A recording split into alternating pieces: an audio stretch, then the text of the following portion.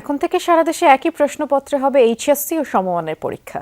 সচিবালয় ব্রিফিংয়ে শিক্ষামন্ত্রী এই সিদ্ধান্ত জানিয়ে বলেছেন, সব বোর্ড পরীক্ষায় অভিন্ন প্রশ্নপত্রে নেয়ার পরিকল্পনা আছে সরকারের।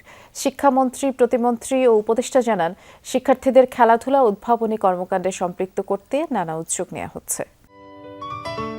সিলন টি রপ্তানিতে শীর্ষে। জাতীয় প্রাথমিক বিদ্যালয় গোল্ড কাপ ফুটবল টুর্নামেন্টের ফাইনাল আগামী 20 জুন। এতে প্রধান অতিথি হিসাবে উপস্থিত থাকবেন প্রধানমন্ত্রী তারেক রহমান। এ উপলক্ষে আয়োজিত সংবাদ সম্মেলনে প্রাথমিক ও গণশিক্ষা প্রতিমন্ত্রী ববি হাজ্জাজ বলেন, শিক্ষার্থীরা যেন মোবাইল ও ট্যাবের গণ্ডিতে আটকে না পড়ে, সেজন্য শিক্ষা প্রতিষ্ঠানে ক্রিয়া কার্যক্রমের পাশাপাশি গণিত ও বিজ্ঞান ল্যাব স্থাপনের উদ্যোগ নেওয়া হচ্ছে। সুস্থ সিটিজেন তৈরি করতে হলে স্পোর্টস দরকার, এবং মাননীয় প্রধানমন্ত্রী চান যে আগামী দিনগুলোতে আমাদের শিক্ষার্থীরা যেন ট্যাবে মোবাইলে আটকে না যায়, তারা যেন আসলে সুশৃঙ্খলভাবে ক্রিয়েটিভ জিনিসপত্রের সাথে জড়িত থাকে।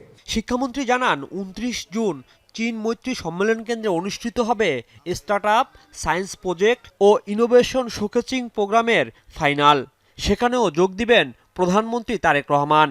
বলেন, আগামী 2 জুলাই থেকে সারা দেশে হতে যাওয়া এইচএসসি পরীক্ষা হতে যাচ্ছে অভিন্ন প্রশ্নপত্রে। আর প্রথম শ্রেণীর ভর্তি পরীক্ষা থাকলেও তা হবে নামমাত্র। সারা বাংলাদেশে আমরা একক প্রশ্নে এবার পরীক্ষার ব্যবস্থা করেছি।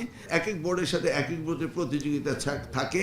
কোনো বোর্ড বলে একটু রিল্যাক্স প্রশ্ন করে, কোনো বোর্ড স্ট্রং প্রশ্ন করে। এক বাংলাদেশে পরীক্ষা দেবে এসএসসি এবং এইচএসসি, ভিন্ন প্রস্তুত হতে পারে না, এটা হয় না। কোচিং সেন্টার যাওয়ার মতো কোনো ভর্তি করা না। অ্যাট দ্য সেম টাইম প্যারালি আমরা ক্যাশমেন্ট এরিয়ার উপরে কাজ করছি।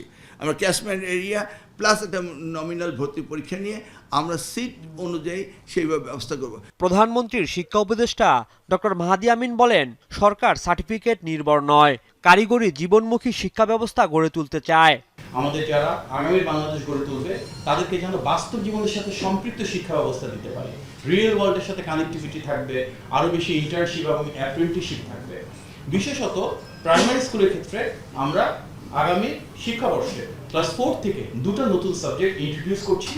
একটা সাবজেক্টের নাম হচ্ছে স্পোর্টস, আর একটা সাবজেক্ট হচ্ছে কালচার। শিক্ষা, খেলাধুলা ও উদ্ভাবন, এই 3 ক্ষেত্রকে সমন্বয় করে ভবিষ্যৎ প্রজন্মকে দক্ষ ও মানবিক নাগরিক হিসাবে গড়ে তোলাই সরকারের লক্ষ্য বলে জানিয়েছেন শিক্ষা খাতের 3 নীতি নির্ধারক।